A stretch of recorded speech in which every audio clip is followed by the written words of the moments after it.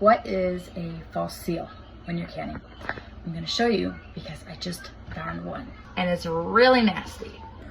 All right, see if you can figure out which one it is. Ah, right there.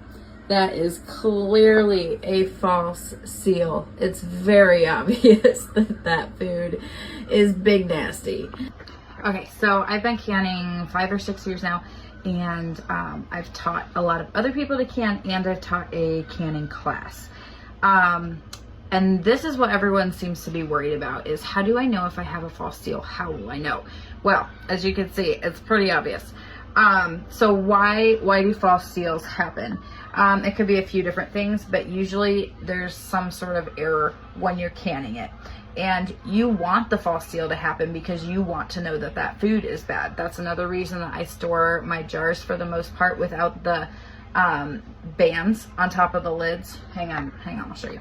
When you are canning, when you water bath this, you have these on to hold the lids on, and then you take them out, and then after a little bit of time, the lid will pop and seal. And then I usually take these off because they're no longer holding that lid on, and you don't want these to be the thing holding the lid on. You want the pressure to be holding the lid on. So after I can something, I will go through and I'll kind of just pull on each of the lids to check and make sure they have a good seal.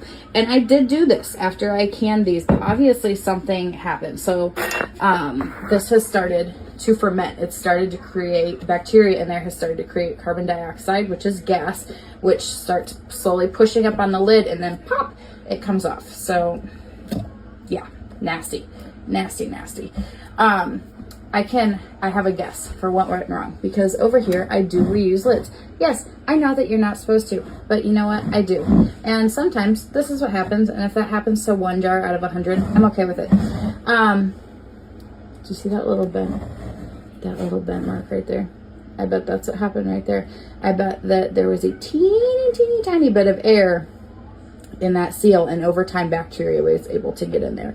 So it sealed at first, but that little tiny space allowed bacteria to get in and started making your carbon dioxide, and so the lid has popped off, which is good. Now I know the seal is bad.